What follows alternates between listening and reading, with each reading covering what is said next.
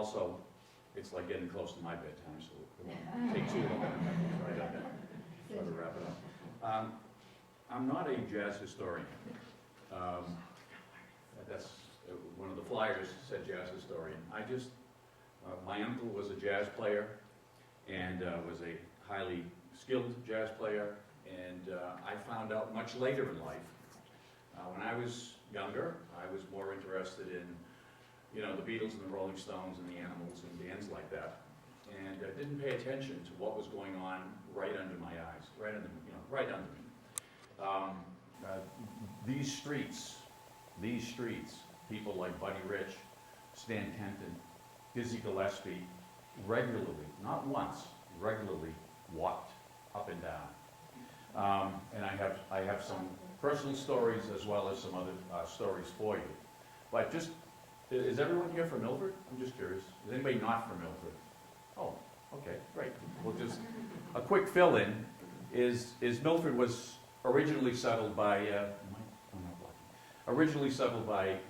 Yankees, and then the Irish came in, and then there was this total influx of Italians that came in around between 1890, maybe 1920 or so, and it was made sense why they came. They worked in the quarries back in Italy. They knew how to work with stone, and they also worked in the shoe industry, which was huge here in Milford, because they knew how to do these things. So this was a natural place for them. There was actually what happened was a lot of these Italian, not the actual people that came over, although there were a lot of musicians that came over, but their children became famous and semi-famous. The legendary piano guy Dave McKenna, many of you maybe have heard of him. He once told the New Yorker magazine, who was doing a profile on him, that Milford was 80% Italian and 80% musician. The next slide you're going to see is just the other things that made it in Milford. As you can see, they got the quarries over here. Wow. This is one of the old I think that's the Archer Rubber shoe shop. And here is, back in the 70s, I think at some point, how the quarries look now. They're pretty fascinating to see. When we were kids, and I think I'm looking at some people here, Ricky Biagetti, we used to go swimming up at the quarries. In those days, usually sans clothing. But we'd go up there and risk our lives by jumping off those cliffs, not knowing. How big was Milford? Well, I know my grandfather, his name was Alessandro Iannatelli. He was one of the founding members of the Opera House here. And how big was it? Well, I mean, opera, which was huge for Italians, they brought in big names, including this guy, Enrico Carusi, who was just legendary, totally legendary. And those of you that remember Morin Studio, Gary Morin, who was the son of Clarence, he once showed me the actual sign-in book for all the acts that came to the Opera House, because that's of course where Morin Studio was in the bottom here. And when they were starting to renovate it, they found this book, and it just had handwritten, Enrico Caruso. It was just mind-blowing here in this small little town. But today we're going to talk about these three. I hope I don't offend anybody by saying the Holy Trinity. But what we have here is we have my uncle, who is Ziggy Minichello, and then we have Bob Varney here, and then we have Boots Mazzulli. And all three of them were huge. They were huge, and I'm going to just show you as we go along how huge they were. I'm going to start with Bob. He graduated from Milford High.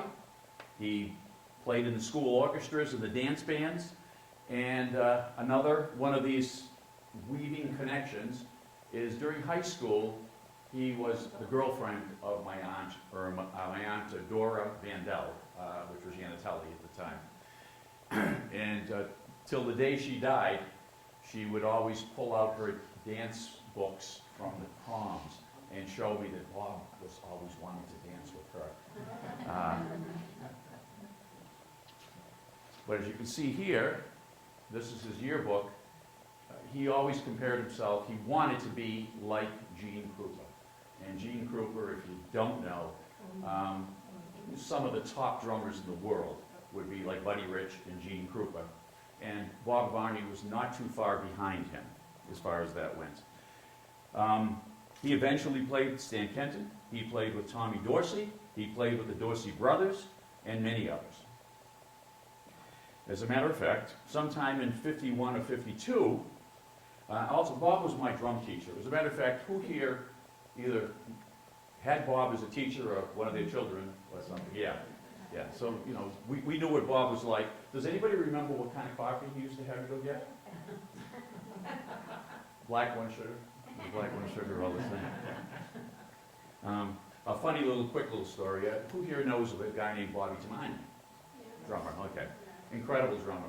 I used to take my lesson after him. It was not the thing to do. He'd be there going, you know, and I'd sit down and go paradiddle, paradiddle. So, but Bob, there's one story that Leo Curran, who I get a lot of these stories from, Leo Curran, who was the fixer in a lot of ways for Stan Kenton. He told me that Bob one time was playing at a house band at the Latin Quarter in Boston. This was 51, 52.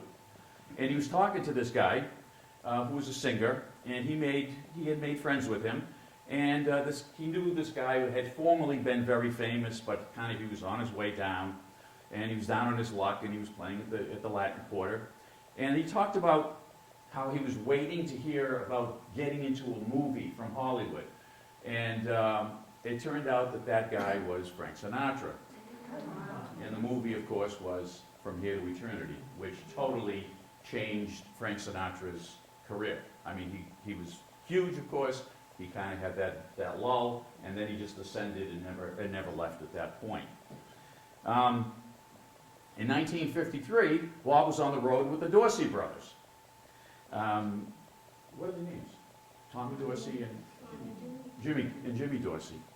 And like a lot of TV shows at that time, they sometimes have entertainers into the comedy shows just to kind of maybe draw people in. And The Honeymooners was one of those shows. And there was a special that was called The Honeymooners New Year's Eve Party. And this convoluted thing where one of the Dorseys had left one of his briefcases in a cab that Ralph Cramden had been driving that night.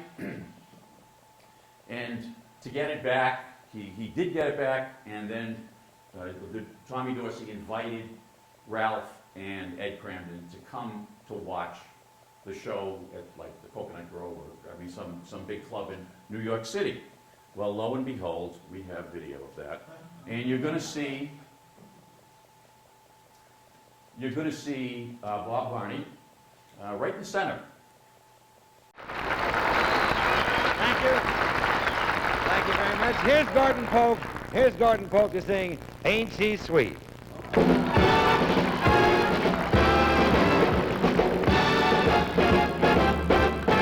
Do you dig me? I mean, confidentially. Ain't she sweet? Ain't she sweet? See you coming down the street. Now I ask you very confidentially. Ain't she sweet? Ain't she nice? Look her over once or twice. Now I ask you very confidentially. Ain't she nice? Just cast an eye. And at one point, he was considered the third best drummer in the country, with his idol, Gene Krupa, on top, Buddy Rich being second, and he was voted number 3 in a downbeat poll. So this man who we took lessons from, really, I hate to say that he kind of went down, but you know, from this to now. Also, you got to remember in those days when these guys were on the road, they didn't make much money at all. It isn't like a rock band today that you can be on the road for a year and probably live off it for 5. They couldn't do that. They came home, and some of them just took jobs teaching, just like Bob did. And here's an ad from Downbeat magazine. He did an endorsement for Slingerland drums. Now, the difficult thing about Bob is alcohol did get the best of him. And that's one of the reasons he left the road and came back to Milford. He was a first call, and if you don't know what a first call is, Donnie, first call is what? You have the call. You get the money. You have the first call, and they want you, and then somebody else after the deal. So let's say Duke Ellington is playing in Boston, and something happens, the drummer gets sick. The first call they're going to make is to Bob Varney.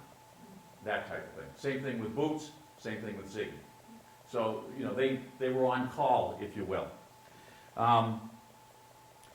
He played various one-night stands, and then he became the house drummer for community auditions. I don't know if you remember that.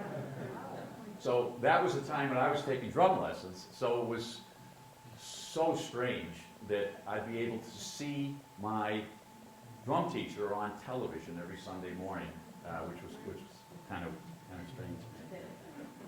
And speaking of famous musicians here in Milford, there's one of them right there, Ernie Barriola.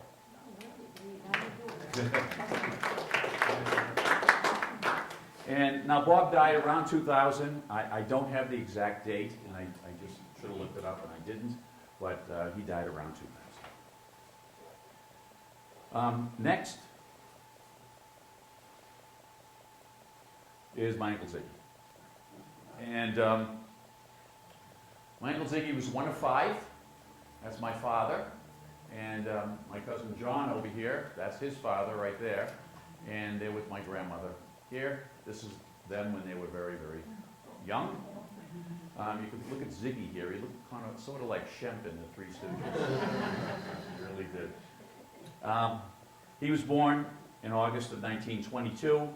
His real name is Victor, and he was one of 5 of my grandparents, Assunta and Michael. 5 boys, all boys. By the time my grandmother was 27, she had 5 sons. And she lived a long life, it's hard to believe. Okay, he took his name because he loved the trumpet player, Ziggy Elman, whose real name, of course, is Harry Aaron Finkelman. And I often sometimes, you listen to like hip-hop bands, and it's like, that's Flavor Flav, and that's Dr. Dre. It's like, why can't people use their own names? Well, this is nothing new. I mean, this is going back, Ziggy and Dizzy and, all these people. Boots. Now, my uncle ended up playing with Stan Kenton, with Dizzy, also with Charlie Parker. I'm going to be playing the Bird. I'll be showing you some stuff there. And many other of the bebop originators. Dizzy Gillespie actually said that Ziggy was the blackest white man he ever heard play. And that is quite a compliment. The other thing is, Ziggy always had his instrument with him. This is when he was in high school. But you're going to see pictures, maybe not this one, but he always had the instrument, and both John's father and my father, all the Minicello men, said that Ziggy just had that horn all the time. When he was walking to school, he'd be doing his scales. And he used to try to see how fast he could play. That was his thing. Now, back when he was in high school, it was probably annoying. About 10 years later, he's kind of helping Charlie Parker invent bebop with that kind of, those kind of sharp notes they keep playing. And you can see here also that it says Ziggy Kelly. His kind of stage name was not Minicello, it was Kelly. And there were a lot of reasons for that. With a lot of entertainers, if they were Jewish entertainers or if they were Italians, they were able to, a black guy couldn't change his name and people wouldn't know he was black. But white people, like Italians and Jews, they could change their name, because a lot of people wouldn't hire Italians, they wouldn't hire Jews. So you change your name, and you know you're increasing the chances you're going to get better, you know, better work. My father said he used to always play at school. He played after school. He played in the bathroom because he loved the acoustics, and he was just always with the trumpet. The other thing is Ziggy was quirky. Maybe that's the nicest thing I could say here. He was quirky. As my dad used to say, Ziggy was born about 1 minute or 1 minute earlier or later than he should have been born. And hence, it screwed up his whole life. And everyone around him. Let's see. Okay. Now we'll go on. Now we can see here, this is going to his junior prom. And he's got his horn with him. You know, he's going to his prom and he's taking the horn with him. And right after high school, he took off for New York City because he wanted to make it in music. And what was notable about Ziggy is this feel of the music.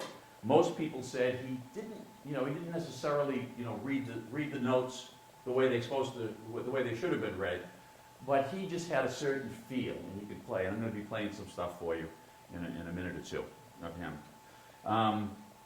In the 1940s, he was living in New York City in a rooming house with these two guys, Charlie Parker and Dizzy Gillespie.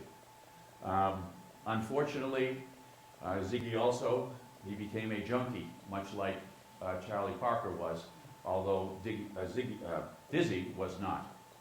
But there's many stories I heard of harrowing tales that Charlie would give him the money and he would go into Harlem to buy, and probably, being a white guy in Harlem, even in those days, probably wasn't the best thing, especially when you're in the neighborhoods where you're going to be buying some heroin.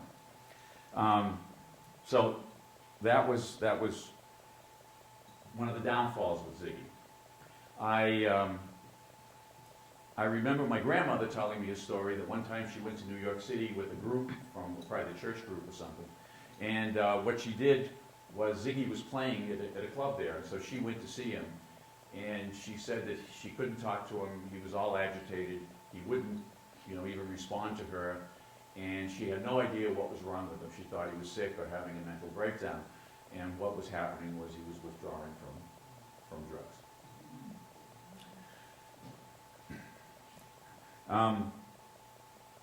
Then he and Dizzy were playing in these small clubs on 42nd Street, downtown.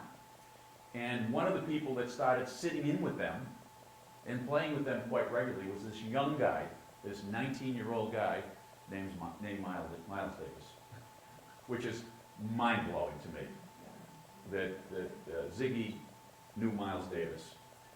Did he ever talk about that, Ernie? You talked about lots of things. You talked about Miles Davis and Clifford Brown, a lot of the big jazz players. Yeah, just amazing. And then there was an article that was done, a profile of Charlie Parker, who was considered the greatest sax player probably that ever lived. And the article was in Downbeat. It was a profile of him, and they asked him, how did he come up with his, basically bebop, the complex harmonies and everything? And he said that he heard Stravinsky for the first time when Ziggy Kelly played Firebird Suite for him. And there's that part at the end. Firebird Suite's maybe about 12, 15 minutes long. And towards the end of it, there is that whole like that. And that's the whole, that's bebop. So Ziggy was there for the birth of bebop. And now, these two gentlemen come into play.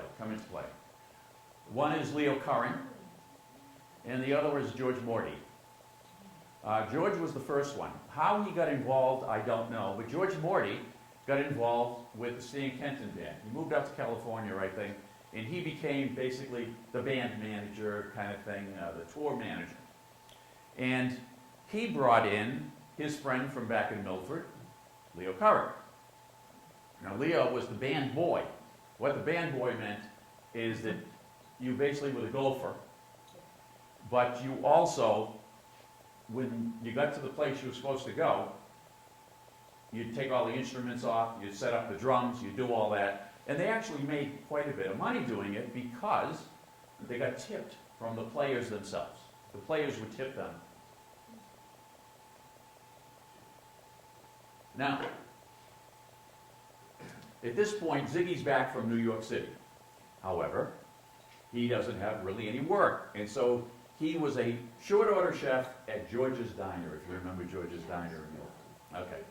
And George, whose last name was Trongone, was my grandmother's nephew. So they were cousins working together. And Leo was Ziggy's good friend. Matter of fact, they were best men at each other's weddings. And so George Morty went on to produce music acts, and Leo moves to the position of being like the road manager. At this point, they need another band boy. And Leo asked Ziggy to come on board. And Ziggy did come on board. And said, maybe you could work your way into the band. Now, Stan Kenton was huge. Stan Kenton was, who here has heard of Steely Dan? If you ever listen to a song by Steely Dan called The Fez, it's the exact same thing as the signature Stan Kenton song, which is Artistry and Rhythm. Exactly, I mean, I can't believe they didn't get sued when they came out with it. But Kenton was huge. He was at that level like John Mellencamp or Steely Dan. I mean, he wasn't the Rolling Stones and he wasn't the Beatles, but he was on a jazz level up in the upper third. And at that time, Ziggy was making, get this, $125 a week plus tips. That's good. We're talking like, the late 40s. And then fortune came upon Ziggy, right up here with the Kenton Band. And I think this is June Christie here, who was another very famous vocalist that played with Kenton. Ziggy would be practicing all the time. And when he was practicing, when they were on the road and he was, moving around all over the country with Stan Kenton, Stan would hear him play. And he knew the songs. He knew the songs. There wasn't any question about that. Post-World War II, Europe, any of the European countries would not allow American big bands to come over and play. There was a very good reason for it. They were trying, remember, Europe was destroyed during World War II, and there was in order to build up people again, you keep the Americans out, because we hadn't been touched by the war other than what we shipped over. And so to keep the local talent building, big bands were not allowed. It wasn't until 1953. 1953, that kind of gate was opened, and the first band to travel Europe since before the war was Stan Kenton. And so what does this have to do with Ziggy? Well, one of the trumpet players didn't have his passport, couldn't go to Europe. Ziggy had a passport. I have no idea why, but Ziggy had a passport. And so he was asked to join the band.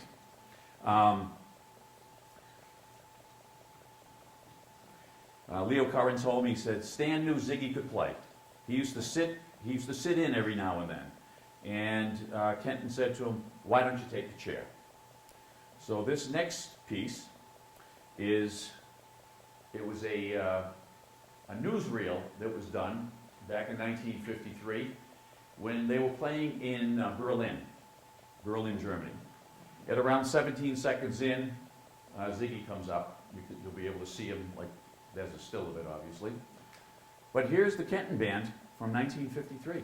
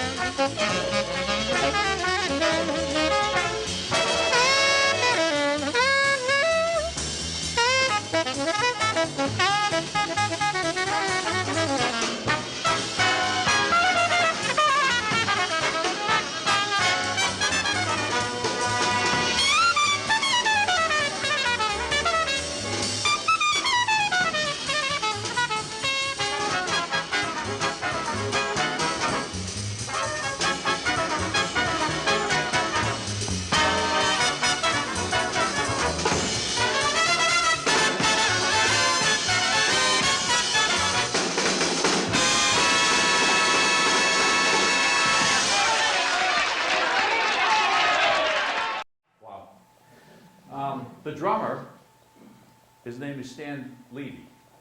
Levy.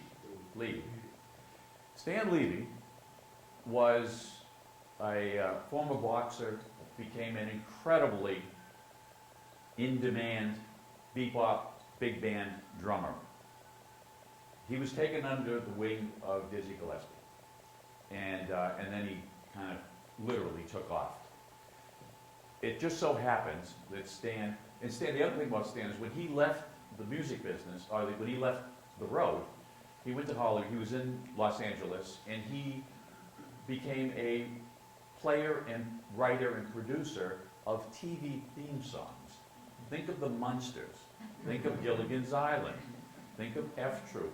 Stan Levy is playing the drums on it. There's about 40 of them. He's not only playing the drums on it, but he wrote some of these songs. So it had to be maybe 10 years ago. I'm on Facebook, and I get a note from this woman named Angela Levy, and she says, "Do you know a man named Ziggy Minicella?" It's the widow of Stan Levy. So she sent me. She said that her husband used to take a lot of pictures, and she was actually on that tour in Europe. And so she sent myself and my cousin John a bunch of pictures of Ziggy and of the tour that she had found. I think Angela's got to be in the late 80s at this point, if not older. Yeah. And but wonderful woman, called her up, had nice conversations. So how do you get this information, Steve? Well, you talk to people like that. That's how you get information like this. I think I could. Okay. So, after 1953, he comes home, and now he's in the Kenton band, and he's playing with Kenton all the time. Then there is the bus that they were traveling in, because remember, they used to travel by bus. And by the way, these were not luxury buses, these were like school buses. They just hated when they were on the road.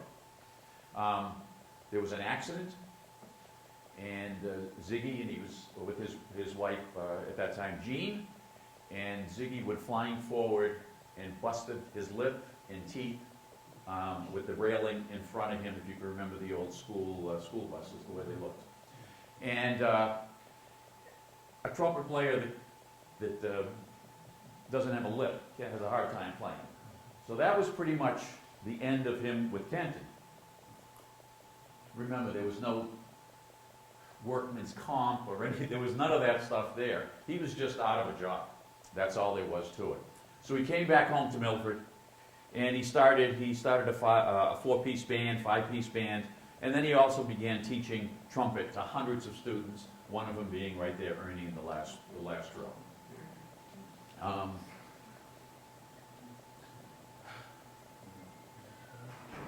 In 1959, he was playing out in Western Mass with a guy named Lenny Tristano. Lenny Tristano, who can attest to who Lenny is? Oh, wonderful piano player. Incredible piano player. Blind. Lenny was blind. Oh, yeah, that's right. Yeah, Lenny was blind. That's Lenny. And here's Lenny with an album with Charlie Parker. Here's what Ziggy sounded like. And this was recorded by my cousin John's father, Mike, who used to follow him around, the younger brother that followed him around.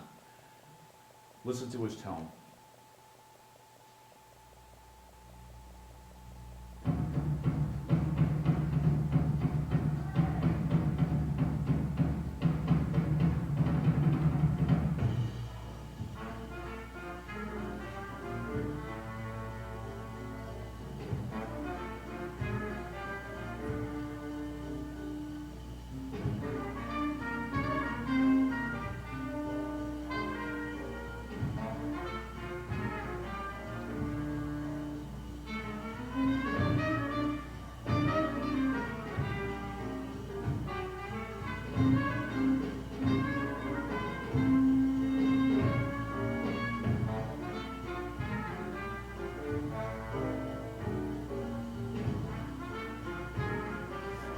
So you get a feel of what Ziggy sounded like. He was a popular guy. This is from Downbeat magazine. He was promoting a trumpet. I don't know how much these guys used to get paid for that in those days. Maybe they just got a horn. I don't know what it was. And all in all, Ziggy played on 5 albums with Stan Kenton, and 1 with Charlie Parker. And I know there's other stuff, but it's hard to track him down because of my last name, our last name. Minichello is spelled so many different ways. Actually, we spell it the way it's supposed to be from Italy. My other cousins here, they spell it differently. But it's Minichello, Minichelli, with a K, with a, it's weird. And then plus it's Vic, or Victor, or Ziggy, or Zig, or Kelly. So I'm surprised I was able to get everything I've got from him, about him. When he was 41 years old in 1963, Ziggy suffered a stroke while on a break during a gig.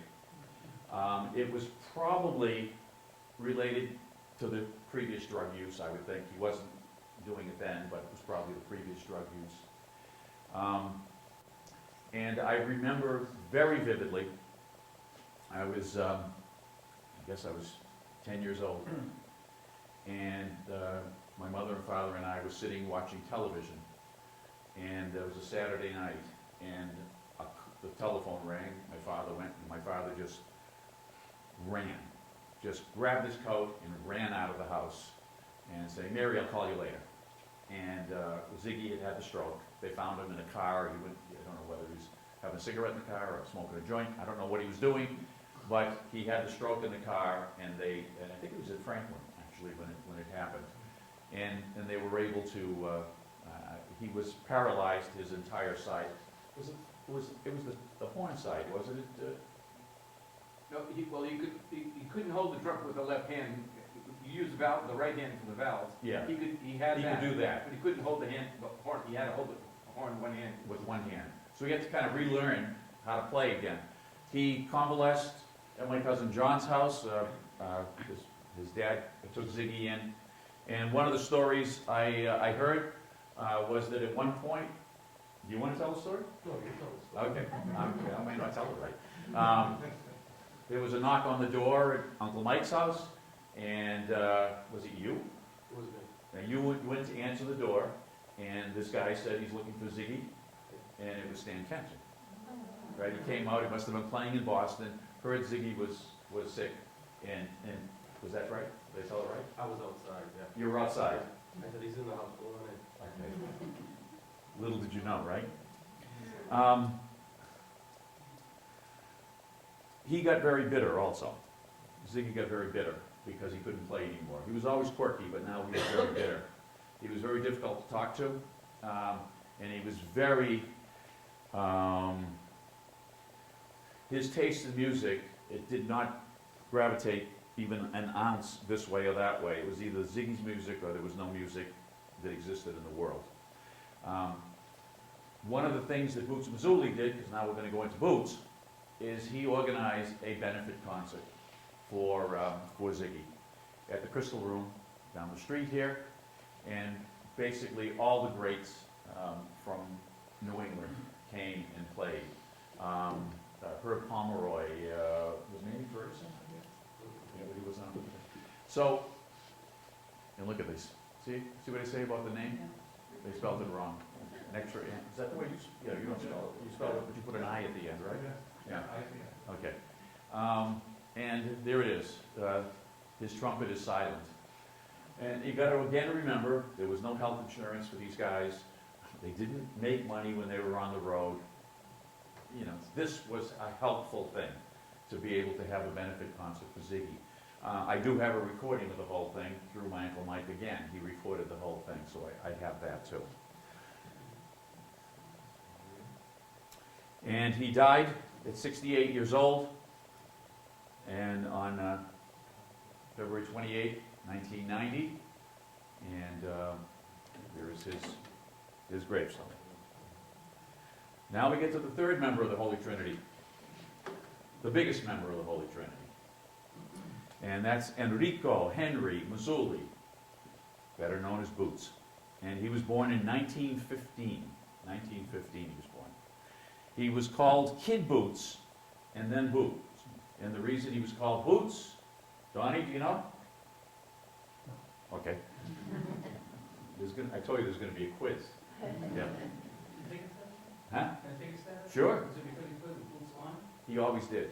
He didn't have shoes. He Yeah. wore boots. Yeah. And so they called him Boots, or Kid Boots. And then he became, I saw that. you read it today? Yeah, I was checking up on him. Oh, my God. I don't know how he got his nickname. I don't know why he just missed my head. There it is. I really like to find out why he's called Boots. Yeah.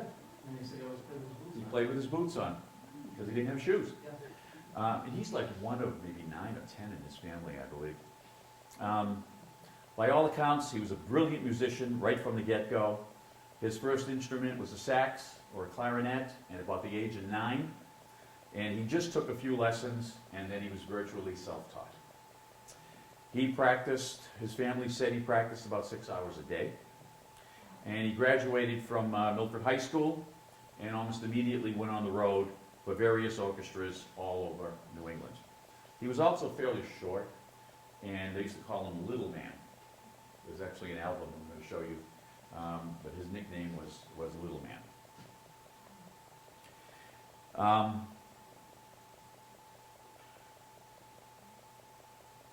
Wait a minute, now I'm a little confused here. Yeah, we got the 3 again. When Boots went on the road around New England just playing clubs, and then came back to Milford, he always seemed to come back to retire back to Milford over and over again. And he formed a band. He was about 21 here. He formed a band with these 2 youngsters. That's Ziggy, and there's Bob. And there was another gentleman who's the woman that told me, you told me that Glengarry? Yeah. Glengarrier?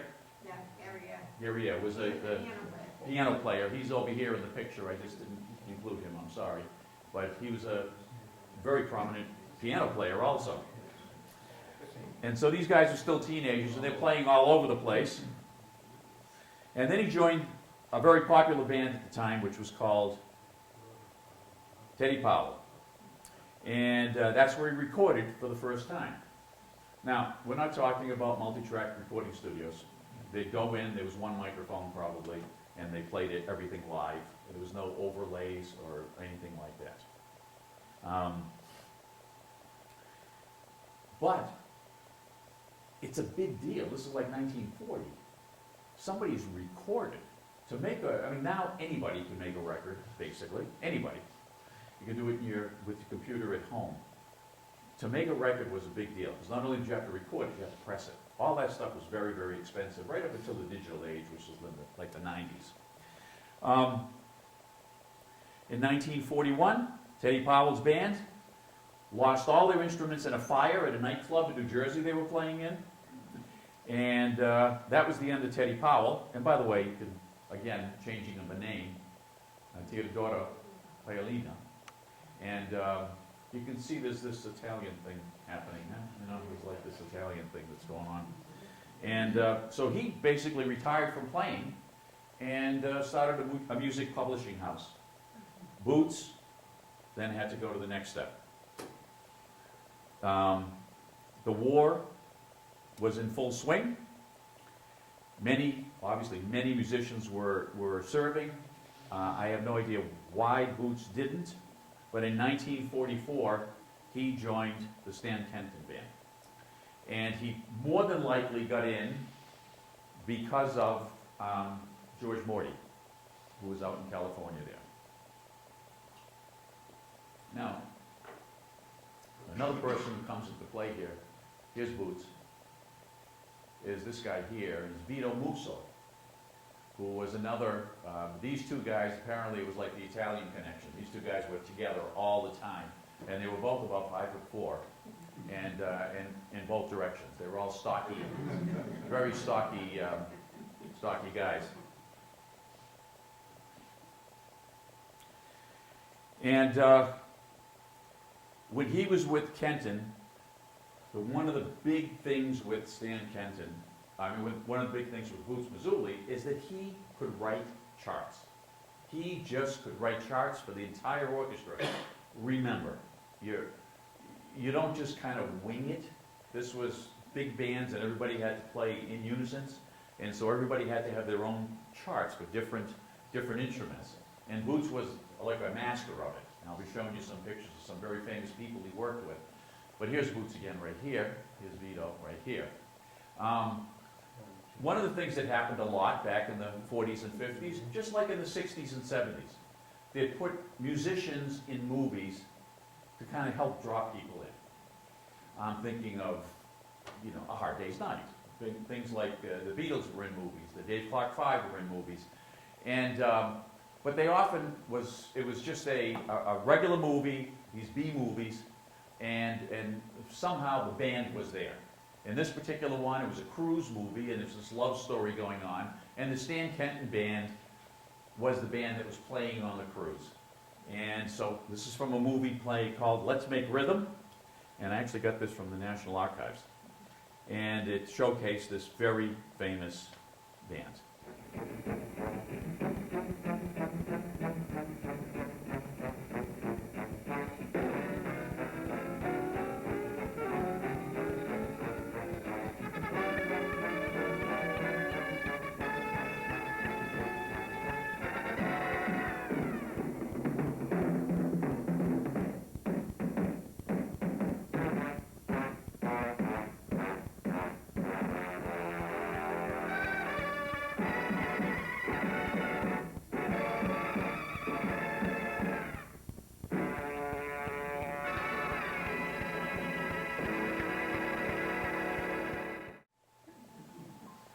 Now, take it a step further in your mind. The State Theater here in town, which probably was around at that point, there were people from town that were going to the movies, which is a big deal. You know, they still are, a big deal. You see somebody up on the big screen. They were sitting there on numerous occasions and saw their favorite son, Boots Mazzulli, up there on the screen. I mean, it's mind-blowing to me. It's really mind-blowing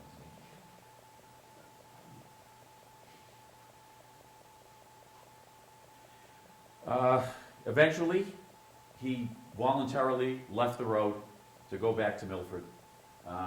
What I've been told by his family, I went to all through grammar school and high school with one of his daughters, and so I pretty much know the story. And his wife wanted him to be home. He didn't want him to be on the road. And it isn't like he was making tons of money and sending it home. He was not. So here's some Stan Kenton. Here's Bob Varney. He ended up playing with him again because Gene Krupa, I mean, it's just crazy. Yeah, he was playing with Gene Krupa at the time. And then he went back. He did go back on the road again with Kent, and then came back again and said, I'm just going to write charts and I'm going to give lessons. He was writing charts for people like this. Anybody not know who that is? That's Duke Ellington. And this was taken at probably at the Sons of Italy, the Crystal Room, back in maybe 53, 54. I mean, what a handsome man, both of them. Such handsome men. Iconic picture. I actually colorized this, and it looks beautiful. I should have included that too. But I heard stories that there'd be a knock on the door on Pond Street, where the Mazzulli family was, and it might be Dizzy, it might be Duke, it might be Count Basie, that we need some charts done. And they'd sit there and they'd write charts. The Mazzulli girls would tell me they'd wake up in the morning, the house was full of smoke. There was like, 90 cigarettes in the ashtray. And Mrs. Mazzulli would cook up pasta for everybody. And one of the things they told me also was that with all the people that used to come to that house, this little tiny house, when they cleared the dishes off after these guys went, they said that every single time there was a black musician in the house, they'd leave some money under the plate. None of the white musicians did, but the black musicians did. They appreciated her pasta, I guess, a real lot.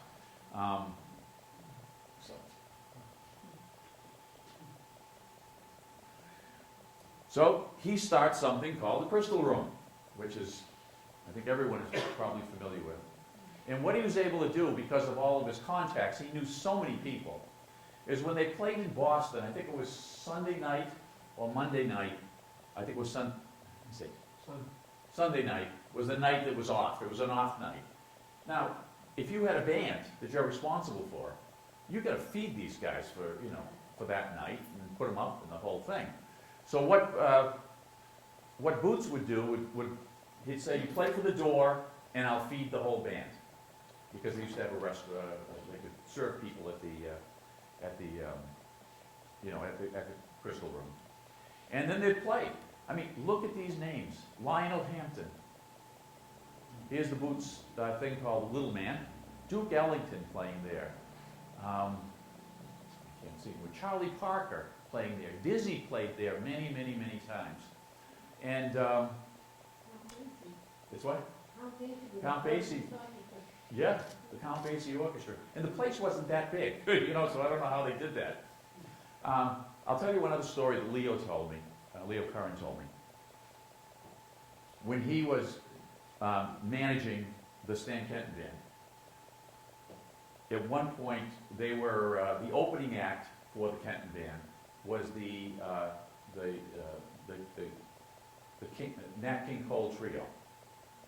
And Nat was apparently this unbelievable piano player. As much as his vocals were out of control, he was an incredible piano player. And so, of course, his trio, there were 3 black men. And when they were playing, the first time they went to play, you know, south of the Mason-Dixon, Leo says they get to the hotel they're supposed to stay at, and we're talking, you know, the Kenton Band probably had, what, 20 people in it or something like that, and plus support staff. Then you had the King Cole Trio, and they walk in there, and the guy says, you guys can come in, but they can't. Not an unusual story. We've all heard these stories. So Leo goes back out to the bus and talks to Stan. He tells Stan, and he says, well, you go in there. I won't say the swear words here. He says, you go in there and you tell them they just lost, you know, 20 rooms, 30 rooms. And Leo went in and told them. Everybody started walking out, and the guy runs out and says, no, I'm sorry, they can come in. They can come in. So, you know, it was kind of a groundbreaking thing with Stan Kenton. And anybody who knows a musician or is a musician in this room knows that there is really no color line in music. If you're a good player, you're a good player. And that's all there is to it. So, you know, to the credit of Stan Kenton and others, they're the last people in the world that would be racist normally. Steve, Yes. just to interrupt for 1 minute. Yes. The Crystal Room, your uncle Ziggy, and when he had, on 53, when he had the benefit for him, Yeah. all of them. 63. Yeah. They were all there. Really? I was there. And Noel was there too. Noel? Who's? Yeah. My father took me in, I was probably 2 years old for this. No, you That was weren't. 19. I was 10, so you were. I'm 106. Yeah, I know. So, my dad had me in the parking lot, and we're looking, there's the Count Basie Band, there's Harry James, there's mine, all the bands were there. They were all lined up, and they're all saying, that this is a big thing that I remember, because I studied with Bob Barney for Yeah. 10 years, and then I went to Boston, to Berkeley, and I studied with Alan Dawson. And they're all waiting, what time's the kid coming, what time's the kid coming? Lionel Hampton, he wanted a drummer, and they needed a drummer, and they were waiting for the kid to come in. The kid was Alan Dawson, and they were waiting for him to show up. He didn't show, he showed up with Alan, of course, is black, and the whole band is called the White Orchestra. Here comes the whole black band Yeah. with Alan Dawson on drums. Lionel Hampton heard one song, says, he went up to Alan and says, you're on, you're hired, we gotta go to Chicago, let's go. Wow. So he went, but that was because of your uncle's. Yeah. Well, because of his misfortune, Right. but you also used to do so. Yeah. I mean, this stuff blows me away. Tickets were 12, how many? 12, that's a lot, actually, huh? Oh, here's another one, a great quote. This is from Leo Curran, he told me. He said, Boots was very friendly with Charlie Parker. Now, that's Bird, who unfortunately died very young from drug abuse. He said, when Parker played the Crystal Room, he used to stay at Boots' house. Okay? It's just amazing. My favorite picture of Boots is right here.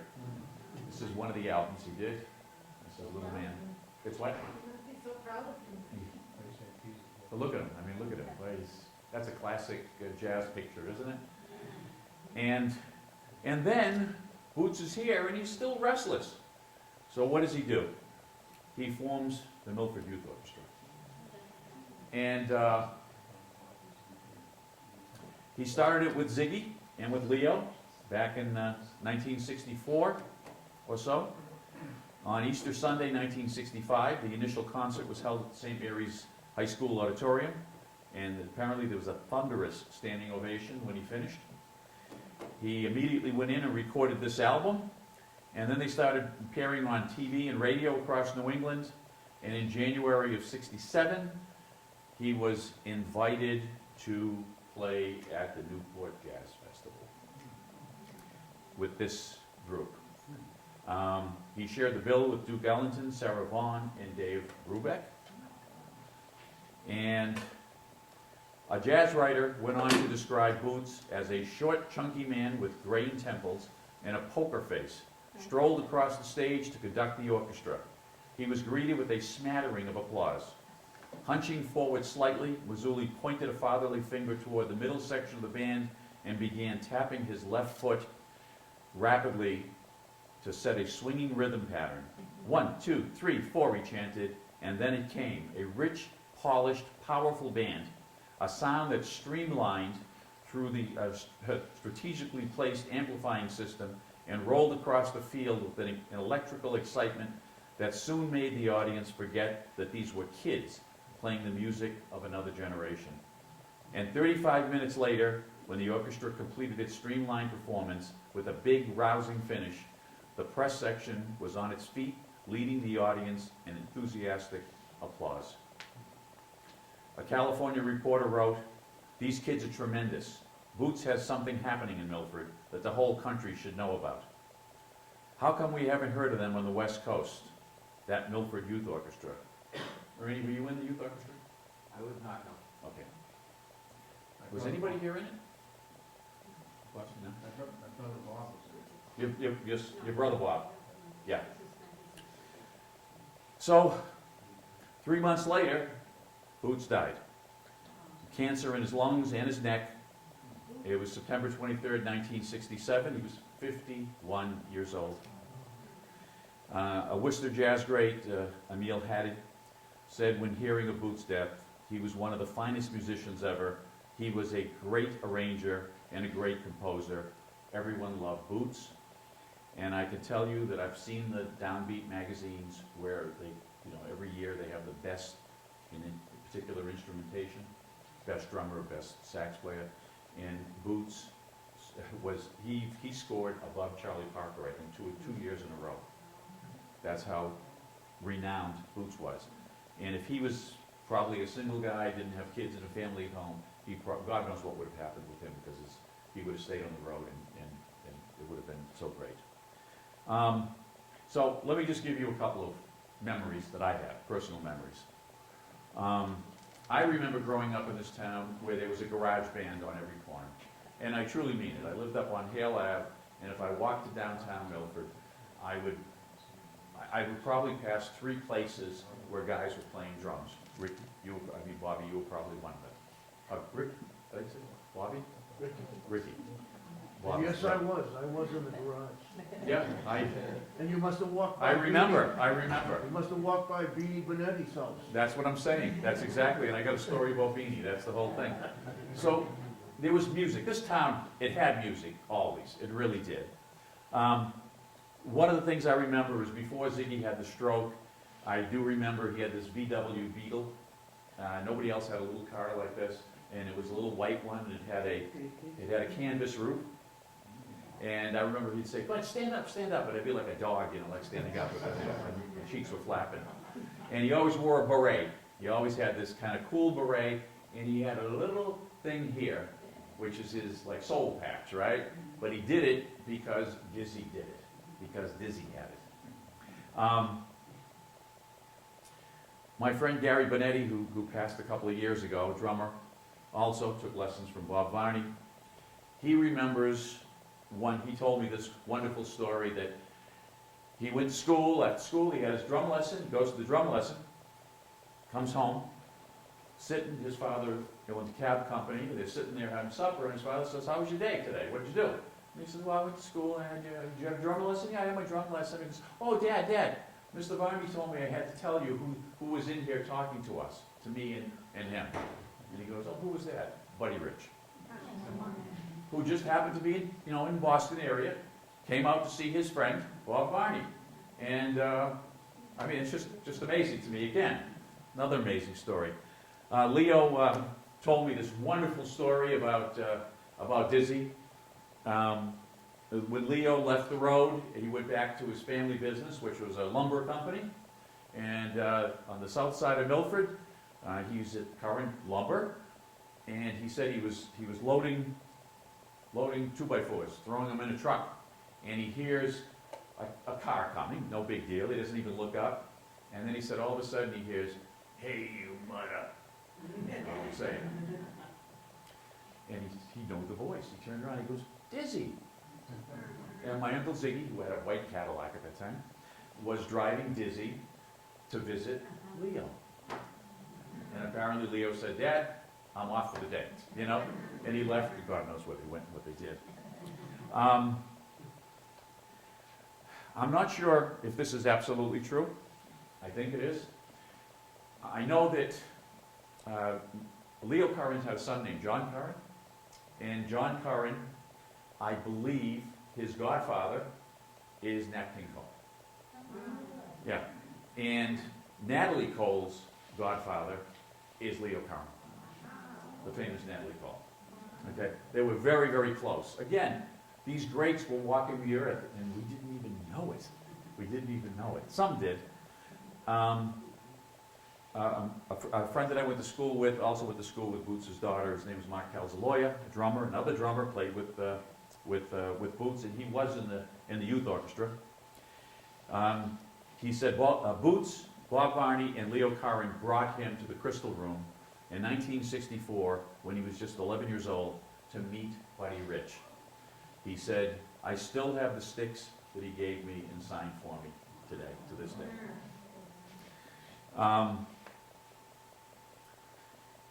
Now, how about this one? I'm going to end with these two. There was a man in town, last name was Casanelli, Lou Casanelli. And Lou made lube he was famous for making this concoction of lube for trumpet players and such. And he also made, with a man named Mr. Sassona, they made mouthpieces. They actually made the mouthpieces for the trumpets. And so they were in town a lot. And not just them, but anybody that would come to town would want to get this lube. There was no internet to order it. And so Bo Casanelli, who's my age also, this is Bo when he was just a little kid, and he was at his father's workshop. You can see the workshop, and he was being visited by Diz. And here is home movies of Dizzy Gillespie and Bo Casanelli.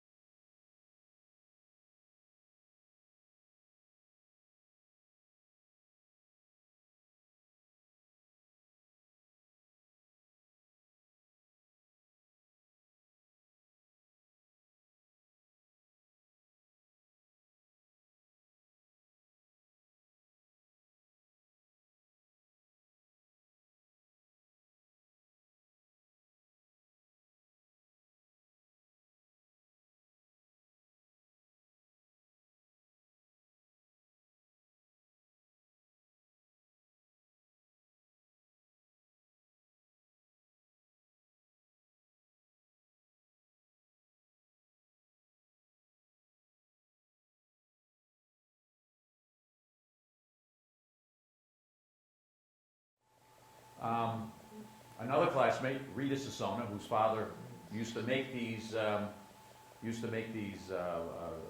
mouthpieces.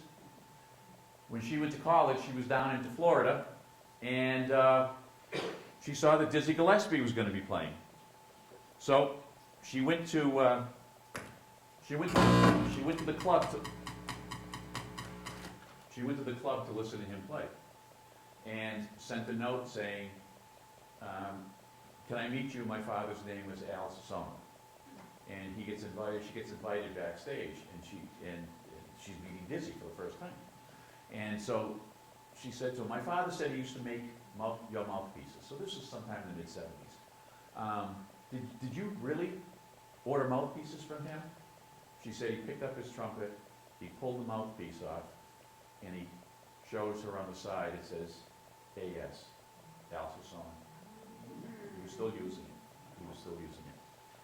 And the last piece I have for you is the only video I have of myself as a high schooler, which is right here. And then I'm talking to my Uncle Ziggy, who you'll see over here. It's a family cookout or something at my cousin John's house. And we'll see Ziggy at the tail end of his life.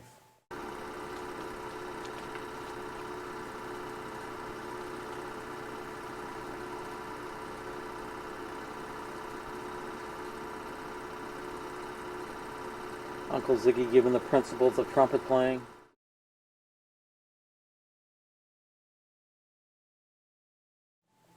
That's it.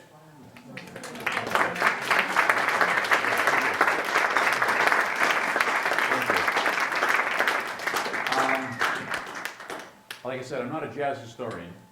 I don't know how many questions I could answer if you have questions, or maybe you have a great story you want to tell. You folks knew these people also. So, Ernie, I've got a story. please. When I started taking lessons from Ziggy around 4th or 5th grade, and Al Cass, his last name is Casanelli, Yeah. was, I guess, I don't know if invent is the right word, but he's the one that developed the Al Cass mouthpiece. Yeah. That Al Sassone, they were partners. My father was the machinist that actually made them. Really? So that's how I got started playing, because his connection with Al Cass. And Al Cass would call my father up and say, "Bring Ernie down, Dizzy's coming down to try mouthpieces." I was like in the 4th and 5th grade. I would be annoyed because I wanted to play baseball. Did he take you? So I would go down and listen to, I didn't know enough about music to talk to him, but I would just listen while he tried different mouthpieces, while Dizzy was trying different mouthpieces. It was pretty fun. Amazing. Great story. Church Street, yes. Yeah. And there's another one here. I put it on Facebook. These are mine. Well, Ronnie lived upstairs from my parents.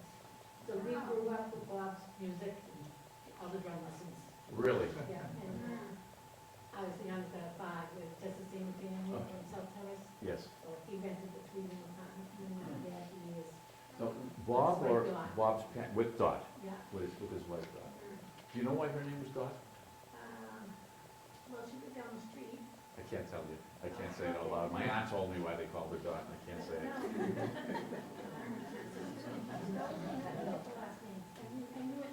Yeah. Wonderful. John? I got 2 stories. Yeah. When Uncle Ziggy had his stroke, he was staying at the house. I was probably 6 years old. My task was, he'd sit in the living room, Ernie, he was holding the trumpet with his right hand, Yeah. and he would say, "John, when I fill up my mouth, you have to push my cheeks." All afternoon after school, I had to sit there with him. He'd blow up his cheeks, and I'd have to push it in. And Bob Varney, when I was taking lessons from him, and those who have taken lessons from Bob, when you go into his studio, because at one time he was drummer at the Monticello, That's training right. camp, Yes. and he had 4 or 5 rows of musical artists, pictures, all signed by them. Yeah. And it was pretty amazing to walk in there and see all these people Yeah. from the 40s, 50s, and 60s. And I'm not sure the timetable he played at the Monticello, but it was, I think it was in the 60s, but yeah, probably the 60s. yeah. But Bob's studio was pretty incredible. And no, I did not go behind Bob Bob Varney. behind you. turn me off forever. Don? I got two stories. Okay. One is Bob Bonnie. When I was studying with him, you know that I have three brothers, so there's Yeah. four of us. So Bob was charging $1.50 for a lesson, and I'm studying with him in his mother's house, and on a piano stool with a rubber pad. Yeah. That was my drum set that he used. And it was $1.50 for the lesson, and he said to my mother, he says, Mrs. Rose, next week's gonna be $2. She says, Mr. Bonnie, I can't do that. 50, you're gonna go up 50 cents to $2? I got four boys that are studying instruments, I can't afford it. So that's that story. And then, actually, three stories. So later on, maybe 20 years ago, I got a call from a guy that played down in Nantucket. And one of my band directors that I used to service. And so he sends me down there, and I'm riding in the car with these guys, and there's one guy sitting on my right, he's got a little flask, and he's going, like this, 9 o'clock in the morning, we're gonna play in Nantucket. And then we go to play the job, and we actually get there, and it's like Penguin City. Everybody, all the drummers over here, the piano players here, and trumpets and all that, so we end up playing at this place, and I just lost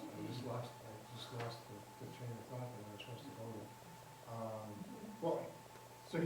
So I'm playing in a 17-piece big band, and the bass player and the piano player come over to me after. He says, "Who'd you study with?" And I said, "Bob Bonnie." He says, "Well, of course you did." He says, "That's why you play like that." He says, he just said that The style. the style was Yeah. the same. Boots Mazzulli's story, my brother Bob, who's 5 years younger than me, he went to Berkeley to get in, to go there. So they said, bring in your books, which you studied and all that stuff. So he brings the books in, bring them on, we'll play. So he plays and shows the books and some charts that he wrote. And he'd studied with Boots for years. And he was in the youth orchestra. And the guy says, well, what job do you want here? And my brother says, no, I want to go to school here. I want to learn how to play. And he says, what are you talking about, playing? He says, who'd you study with? He says, Boots. He says, no wonder. So, I mean, there you go. So. All right, I'll give you one quick one. Okay. When I studied with Ziggy from like 4th or 5th grade, right, almost through all high school, he always told me stories, like every lesson, he'd tell me stories. One of the stories was he was playing in the Speakeasy in New York City, where he was the only white guy, and there were 3 horn players, Dizzy, Clifford Brown, and he. So he always told me like amazing stories. And I never thought he lied, but I kind of guessed that he embellished a little. So now, years later, he's elderly. I used to help him, like taking grocery shopping and things like that. And so one time he says to me, hey, Dizzy's playing at the Melody Tent on the Cape. You want to go see him? I said, sure. So I drive, we go to the hotel, get a hotel, we go to the liquor store, and we go to the Melody Tent, and we're sitting in our seat, and the band's setting up. And we're just sitting there chatting, and then all of a sudden Dizzy comes down to make sure the band has what they need and everything. And Ziggy, I have to tell you this part first. Ziggy always told me that Dizzy used to call him Manischewitz because it sounded like Minicello. Yeah. So his nickname was Manischewitz. So we're sitting there waiting for it to start. Dizzy comes down to make sure the band's okay with their setup, and Ziggy starts yelling, Diz, like that, right? So now, because I think he embellishes stories, I'm starting to sink in my head, And doesn't Dizzy look up and he yells, Manischewitz, like that. And then we went and sat with him during intermission. It was really a fun experience. Because like I said, I thought he was maybe exaggerating his stories a little. Yeah. Turned out that he wasn't. Anybody else before we I have close one up? comment. I know lots of Missoulis, and I know lots of Minicellos, I know Sissolis, and I can't believe we never talked about music ever. I knew Reed, but I never read that Reed Benetti's story. I knew Yeah. Reed really well. Yeah. And I can't believe we didn't talk about it. I was at the Framingham Monticello when I heard the youth orchestra, and it was amazing, like a wall of sound, it was really amazing. And I remember my first singing job after college it was a trio, and it was, I was an Italian man and he had a black drummer. And after I got to know them well, that the person that they had hired before me was a black singer, but they couldn't get to work. So I was like the token white person. So things changed, but not that much. And that was in the 70s, mid-70s. Well, there was a time in the sixties, if we got the Minichello family and the Mazzulli family together, this place would be overflowing. Without two people there, just the Minichellos and the Mazzulis, Yeah. huge families, I huge know, families. but we should have talked music more, you know what I mean? When it was, because you all were there with those people, you know? I didn't hear any of this stuff from Ziggy. I had to find out. You know, when I found He out, was- like, he was very my difficult. sister was a Leo's physical therapist for 10 years. So she would come home with stories from Leo. Yeah. And then I met up with Robert Mine's father when we were practicing in the basement one night. And Frank Mine is a wonderful musician. He was a great musician. Great He was musician, the first very call. interesting. He was really the first person I talked about Yeah. all this stuff, you Yeah. know? I mean, actually, Ernie knows more about Ziggy than any of us do. I gotta get you on tape. I have a lot of people on tape. I gotta do that. Yes. Two kind of tangential questions. First of all, my brother and I had known Leo since our childhood. Yeah.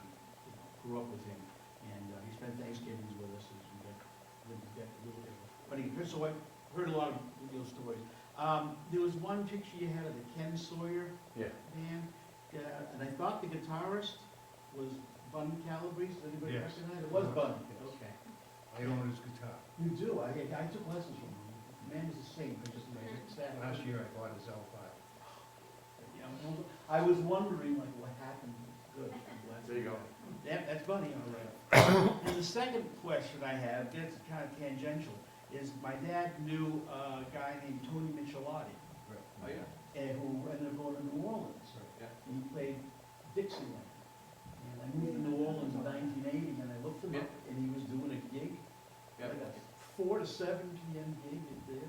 Yeah, he was related to the Volpe family in Milford. Uh-huh. Okay, yeah, so. It's like there's something. Tony, and in- he emphasized his name, the Tony Mitch. There was something in the water, apparently. I don't know what it was, because you had these great musicians, but you also had great athletes. You had, you had Hank Camoli, who was a great athlete, who was from town. And of course, we got Howie Long, who, if you don't know, went to high school here in Milford. Yeah, Al Castelli was my brother-in-law, and I remember as a teenager going to Short Street and was perfecting the oil.